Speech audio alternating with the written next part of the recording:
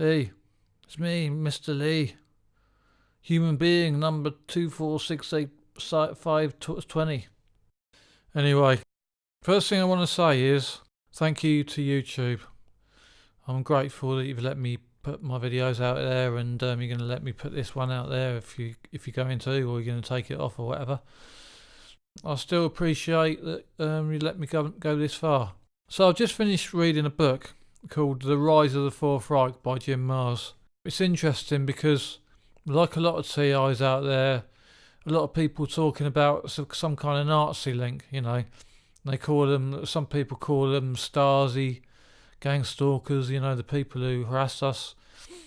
And there is definitely something going on, But after reading that book, and by the way, Jim Marrs is a total legend. His research is really, really good. He's been researching it his whole life. So if you want to know more, get some of his books or whatever, or just listen to me. But obviously I can't get all the detail that he gets into his book. But he's basically talking about how the Nazi agenda continued after World War II, and how the Germans surrendered to the Allies, but the Nazis never did. This all fits in quite well with us, because it seems to me that we live in a kind of post-World War II Germany kind of situation. Instead of Jews, it's Rh negative blood types, or whistleblowers, and other people they just don't like. If you live in the world thinking that we have a sort of like a straight-up government who cares about us and that, it doesn't make no sense, and it's kind of hurtful, because you think it's something about me, something I've done, or something like that, but it's not. It's a racial prejudice against us, And I really believe, like in World War II, with the gassing and the harassment of the Jews, it's just a different name for the same thing. It's basically they are Rh negatives. I'm sure of it, because with everything that's going on, you never hear of. I've never seen anyone say I'm a Jew and I'm being harassed, but yet we have got this Nazi agenda going on. But there's loads of Rh negatives saying that we're being harassed.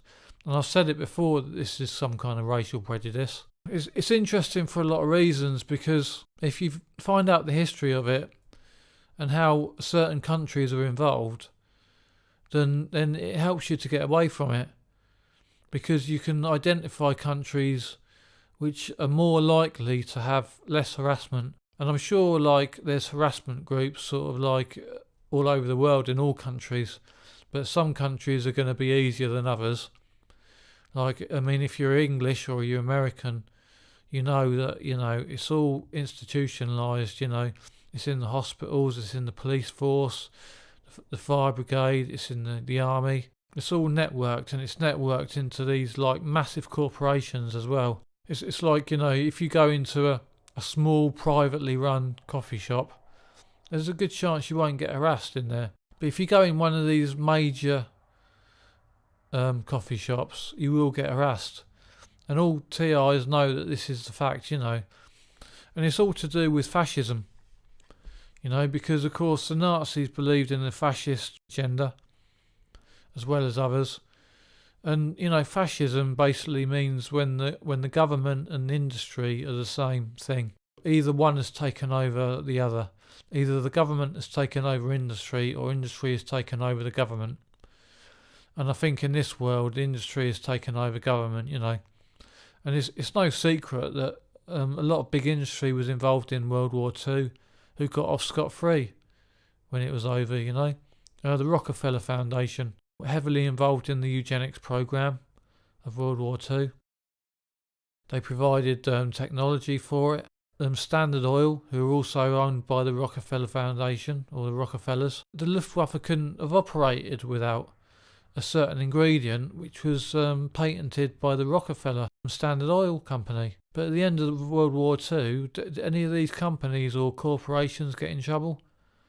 None of them. And they've continued working sort of in a covert fashion, taking over our government. Basically, we've had our government totally taken away from us, I think. That's one of the reasons why you're being harassed, and that's the way you've got to look at it. But I'm going to get into something quite useful straight away, because I want to talk about 9/11 and the Iraq wars, all these illegal wars that we've been getting involved in, because anyone who's looked at 9/11 knows that it was a deliberate attack, not by Bin Laden, but by certain aspects of the American government or certain aspects of American corporations on itself. And it was to create an excuse and public support so they can invade Afghanistan. And what I'm saying is, for us, the public, I mean, at the time, I supported the Afghanistan war because I thought Bin Laden done it. I thought they were telling us the truth. And I think it's the same for a lot of the soldiers who were involved and a lot of the people who were involved. But we've been conned. But what I'm saying is the governments and the people who are right at the top of the militaries who went into Afghanistan, they would have known. I mean, we can easily be fooled, but if you're a big name in the intelligence community and you're high up in government, you're going to know about this kind of thing. I mean, you look at how slack 9/11 was in terms of cover-up. It was awful, you know. It was blatant. I think like the governments that sent in their troops into Afghanistan all would have known. So by looking at these nations who were heavily involved in Afghanistan, they will be the countries that you want to stay away from. They are the countries who are corrupt, who have a Nazi agenda, and you will not be able to get away from gang stalking in those countries. So I'm going to go over the worst ones. And the way that I've done this is I've looked at how many troops that certain countries had involved in Afghanistan. And I've looked at other countries who didn't have any involvement.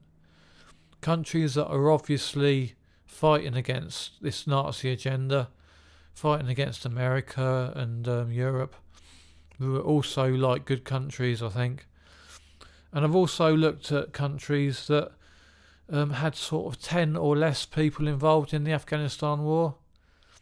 Countries that I think probably be okay, if you know what I mean. They're not too involved in it. So the worst ones, and this list is in list of severity, you know, is the USA.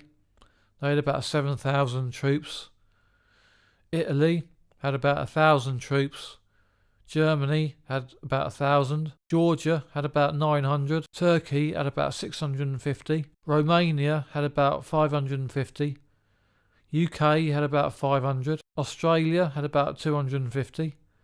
The Czech Republic had about 225. Poland had about 200. Former Yugoslav Republic of Macedonia had about 150. Mongolia had 120. Netherlands had 100. So I think they're the worst countries for probably gang stalking, you know, judging by the numbers that they had. And it's interesting reading because a lot of them are pretty obvious. You know, we know about the USA. It's literally the home of gang stalking, you know. Italy, we know about their corrupt government. Germany is a surprise to me. There's one particular TI who's quite famous on YouTube, and she can't get anything done about it. Like I say, you know, you'd have thought Germany had learnt their lesson, but obviously not. And the rest of them sort of are probably places you might not want to go to anyway, apart from maybe Australia. I'm quite surprised by Australia being heavily involved. If you're a TI and you want to get away from this gang stalking and you want to have a future, I think it's go to Russia, because Putin is fighting these people very overtly, you know, and I salute him for that. I think he's really brave and he's going to go down in history. And if it wasn't for Russia, I think the Nazis would have pretty much a free reign on the whole world. And what I'm saying is, I mean, if you're working in, like, say, the UK, which really is sort of like, you know, it's not what it used to be. It's become a fascist state, no doubt about it. There's a Nazi agenda. Targeting's really bad. But if you work in the UK and you're a target, so you're going to be getting harassed at work probably, harassed when you go outside, but you're still going to be paying your taxes and stuff.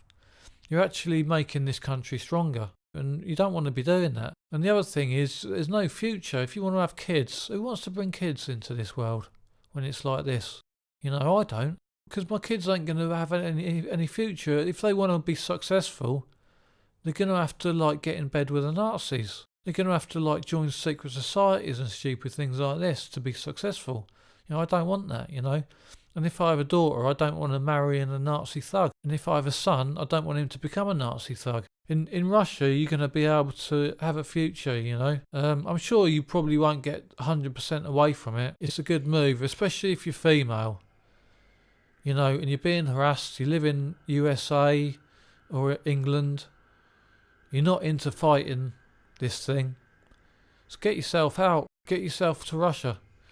Another one is Japan, because obviously Japan were part of the Nazis in World War Two, but they don't seem to have like gone the way of the others. Like they weren't involved in Afghanistan or Iraq or Syria or any of these silly wars that we've been involved in. And I think they are a country who have learnt their lesson from World War Two. When you drop nuclear bombs on a country, it's going to have a big effect. Like I said, it's be another good choice. Obviously, it's quite sort of in keeping with what you're used to as well in terms of way of life. I mean, a lot of countries you could go to, you probably wouldn't be happy for other reasons. Other countries that kind of were involved in Afghanistan, but to a very low level, some of them I've got experience of being that the targeting's at a very low level there. Spain, I think is might be okay.